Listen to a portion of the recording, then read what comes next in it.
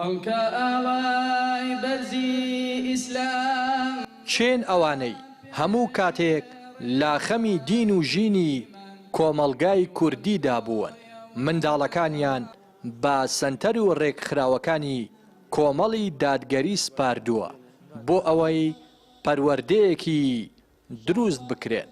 ئاهەنگی خولی پەروەردەیی دەستگای نووری حیکمەیە لە شارۆچکەی شکارتە.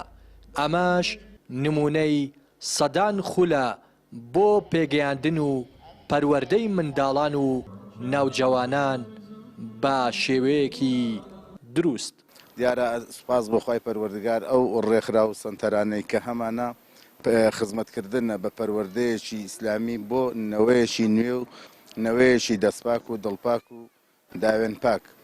بۆیە ئێمە بەڕاستی لە دەستگای نووری حیکما بۆ پەروەردە و ڕۆشنبیری هەوڵە دەین زیلێکی ڕۆشنبیر و هۆشیار پەروەردەکەین بۆ ئەوەی کەمینەیەکی گەندەڵ و کەمینەیەکی خراپەکار باڵ نەچێشن بەسەر کۆمەڵگاکەماندا. لەم ساڵانەی ڕابردوودا دەستگای نووری حیکما ڕۆڵێکی زۆر کاریگەر و بەرچاوی بینیوە تێیدا خوێندکارەکانمان یاخۆ بڵێن فێرخوازەکانمان ڕۆڵێکی زۆر کاریگەر و پرشنگداریان بینیوە ئاشنایەکی زۆریان پەیدا کردووە لە ڕووی عەقیدەناسی و خواناسی و هەروەها لە ڕووی ژیاننامەی هاوڵە بەڕێزەکان و خەلیفەکان و پێغەمبەر صلی الله علیه وسلم و هەروەها ئێمە فێرمان کردوون لە جیاتی ئەوەی سەرقاڵ و مەشغوڵی کاری بێهودە و کاری بێسوود بن مەشغوڵی ڕەوشتە جوانە نایابەکانی کە محەممەد ڕەسوول الله پێی ئاشنا کردوین فێریان بکەین هەم لە ڕووی فەرمودەوە هەم لە ڕووی قورئانەوە.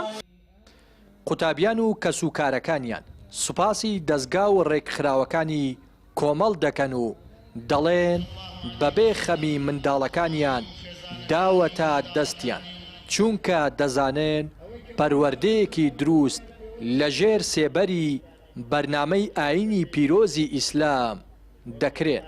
هیوادارم ئەو قورئانە پیرۆزە دایم بەردەوام بێ لە قیشکارتەی بەڕاستی زۆر کارێکی باشیان کردێ. ئەمن بە تایبەتی کچەکەم هەیە ئێستا سێ دزووی لەبەرە دوای دزووەکە ئەو هەموو حەدیث و ئاەتانەیان لەبەرکردینە زۆر لیان ئەمینین.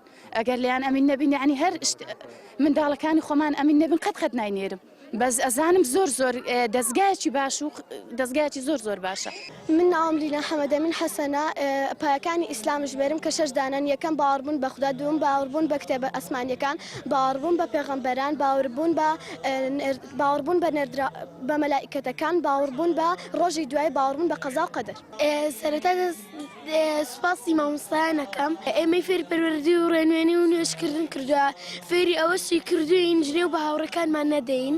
لە دەستگای نووری حیکما فێری ئەو شتانە بووم پایەکانی باوەڕ بەخوا، باوەڕ بە فریشتەکان، باوەڕ بە کتێبەکە ئاسمانیەکان، باوەڕ بە پێغەمبەران، باوەڕ بە ڕۆژی دوایی، باوەڕ بە قەزا و قەدەر.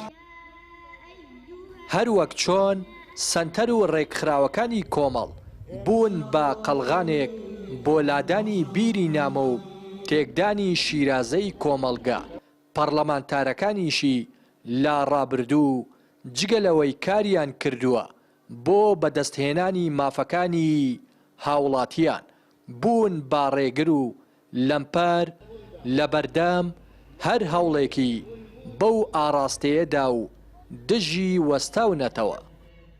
ڕێناس ئەرسەلان، کەناڵی پەیام، شارۆچکەی شکارتە.